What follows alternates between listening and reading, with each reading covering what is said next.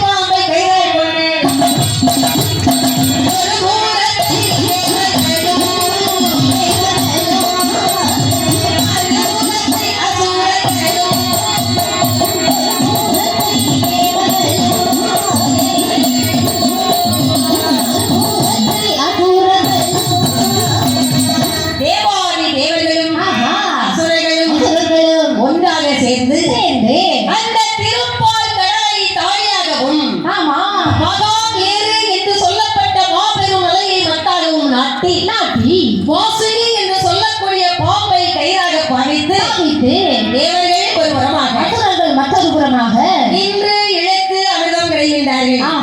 அப்படி அமிர்தம் கிடையக்கூடிய நேரத்தில் முதலாவது நாளாக கிடையக்கூடிய நேரத்தில் அங்க யாரம்மா வந்து பிறகுறாங்க? உங்க அக்கா பிறந்தா. யாரு பிறந்தா? உங்க அக்கா. எங்க அக்கா பிறந்தாளா? எங்க அக்கா உனக்கு யாரு? உங்க அக்கா முதல் பிறகு உங்க அக்கா, ரெண்டாவது பிறகு எங்க அக்கா. அப்படியாமா? ஆமாக்கா. ஒரு பிறந்த அக்கா யாருங்க? அக்கா பெரிய மூத்தவ மூதேவி அக்கா. அப்படியா? ஆமா, மூத்தவ மூதேவி எங்க அக்கா. உங்க அக்கா. ஆத்தாடி. அப்படி பிறந்த மூதேவியை அழைத்து வந்து தேவர்களே ஈசன் முன்பாகவே வைக்கின்றார்கள். பார்த்தால் என் பெருமான் பகவான் ஈசன் இவனை உலகத்தில் விட்டோமாய் ஆனால் ஊர் உலகத்தை எல்லாரையும் உறங்கியே கெட்டு போடுவான். எடுத்துருவான். ஆகவே அதனால இவனை ஊருக்குள்ள விடக்கூடாது என்று அவளை எடுத்து தன் முதுகுக்கு பின்னால் மறைத்து வைத்தார். முதுகு பின்னால் வச்சுட்டார். ஆமாங்க. இரண்டாவது நாளாக விளையக்கூடிய நேரத்தில் யாருமா வருகிறார்? எங்க அக்கா வளர்ந்தா. உங்க அக்கா யாரு? எங்க அக்கா சீதேவி மகாலட்சுமி மகாலட்சுமியா? ஆமா. அம்மா ரெண்டு பேருமே நல்லவங்கதான். ரெண்டு பேரும் நல்லவங்களா? ஆமா. எப்படி சொல்றீங்க? மூத்தவ மூதேவி. ஆமா.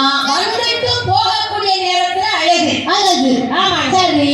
அதே மாதிரி சீதேவி என்று சொல்லக்கூடிய லட்சுமி வரக்கூடிய நேரத்துல அழகு. போயாச்சுன்னு வைங்க. ஆமா.